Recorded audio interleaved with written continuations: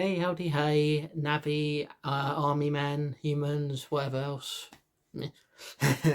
Wolfman 407 Dash here. So, Avatar. Not Avatar The Last Airbender, the Avatar film that James Cameron made. It was released probably just over a decade now ago, during a time when 3D films were starting to become a thing, and it was the film that kind of made people sort of experience 3D in the best possible way. It was a visual spectacle, but it's definitely not a perfect film because there's a lot of stuff that's not really explained very well. And yeah, there's just, it's one of those films that I like the visuals, but have mixed feelings about the story and its characters. So to you know, so yeah.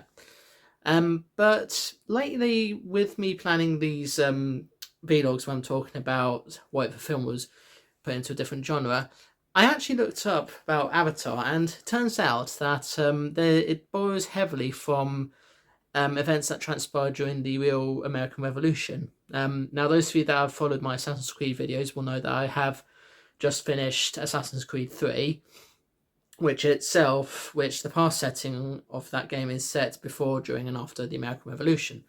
Now, it's not primarily mostly about the Americans versus the British, but more about how both sides sort of tried to treat the tribes people, or the Indians, whatever you want to call them, and that's where Avatar is, where it's similar, because the Na'vi represent the tribes people, and the humans represent the Americans slash British that are trying to be at war with one another, but for some reason end up having to deal with the Indians that are kind of sort of in a crossfire. Let's say, like, they're trying to ally themselves but don't want to ally themselves, and yeah, it's all that stuff.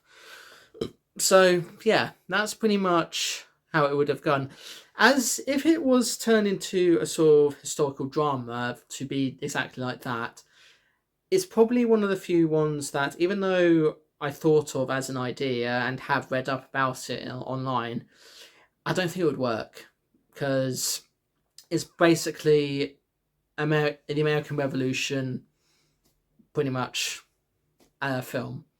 There would be no science fiction stuff to it. The Na'vi would be the Indians. Yeah, it just wouldn't work.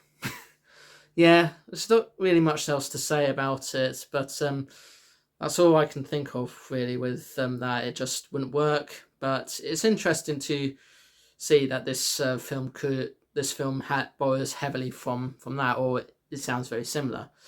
I guess for the rest of this video, I could talk about how I feel about the film in general. So, Avatar was released, I believe, in 2009, so quite a few years ago now. It was James Cameron's pet project, and his biggest film since probably Titanic. And since that film came out, he really wanted to make a sequel to it, but ultimately didn't make a sequel because of things that happened.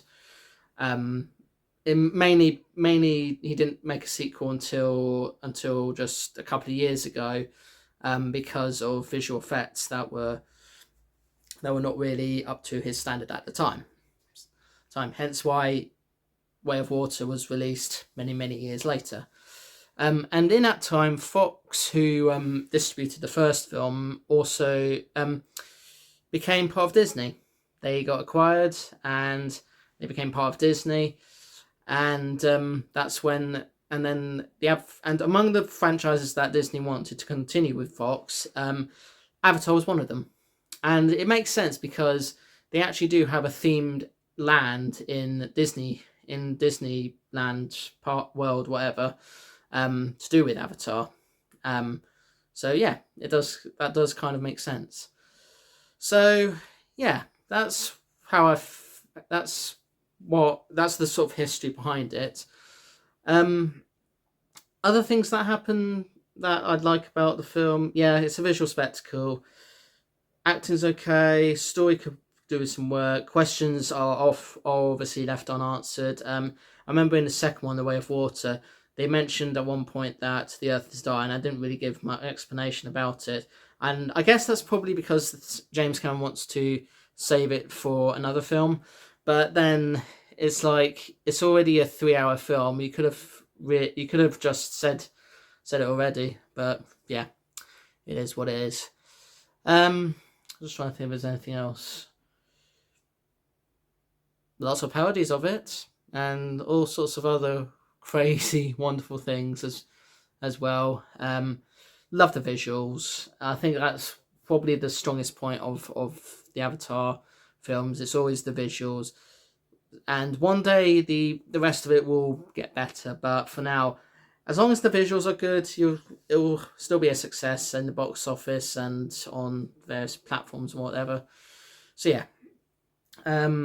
Going back to the actual topic at hand, I still think it would just be plain and simple an American Revolution film. Not really much else to it, just that. So yeah. I'm just trying to think if there's anything else. No, I don't think there is. I think the cast is pretty well picked. Yeah. So yeah, that's all I've got to say on that. And I do need the toilet. So thank you so much for watching. If you enjoyed this very much shorter, unusually shorter vlog, then please consider hitting the like, share, comment, and subscribe buttons. See you in the next one. Peace to you all. And when you say the Earth is dying, do give an explanation as to why the Earth is dying. Don't just be like, oh, Earth is dying, then move to the next scene. Tell us! Explain these things to us. We want to know. So, yeah. Okay. All right. Toodles. That's rough, buddy.